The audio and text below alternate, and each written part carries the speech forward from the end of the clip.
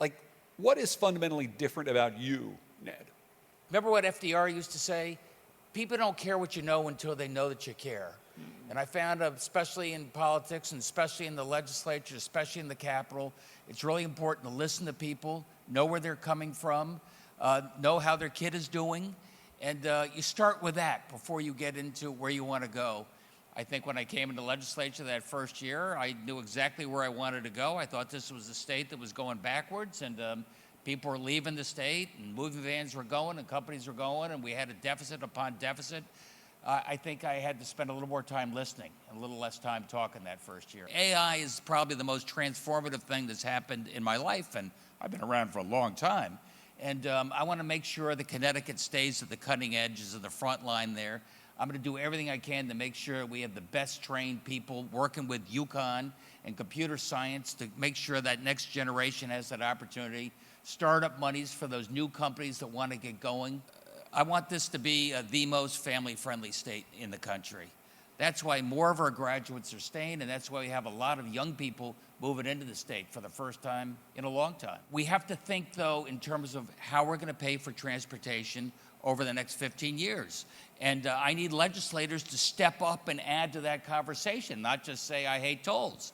Let's face it, whether you think it's hybrids or EVs, gasoline tax revenues are going to go down, and we have to pay for transportation. More new businesses starting up in our local towns. These are not Facebooks and Googles. These are local businesses, be they restaurants and dry cleaners, ways that people can live and work in their communities. That expands the tax base and brings down costs. I'm going to be a grandfather in 5 weeks. That's I awesome. think life marches on. God willing, a little boy named Finn. My wife is so happy. My daughter is so happy. I'm so happy. I want to make sure that this is a place where Finn can call home. It feels really good as well. Are you running for governor again? I've made up my mind. I just turned 70, so yeah, it makes you think about things a little bit. I love the job. I think the state's doing relatively well. That makes you think, we keep it going. We've got a lot of really important initiatives started, and I want to make sure they get over the finish line. So I don't know if you can see it.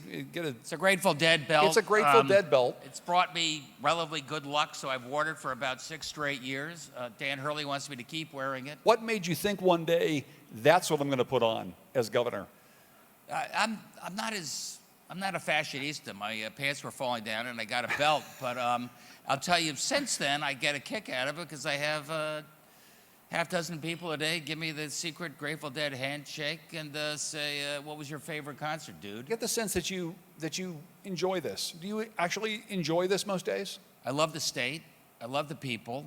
I love what this state stands for. I think it has the best values. It's a place that I'm proud to call home, and I want my kids and grandkids to feel the same way. I feel like it was a state that had lost its way. It was a little down on itself 10, 15 years ago. And if I can play a small role in bringing back the confidence and hope that I think represents the best of Connecticut, thank you. At my age, it's a real honor to have the opportunity to do it.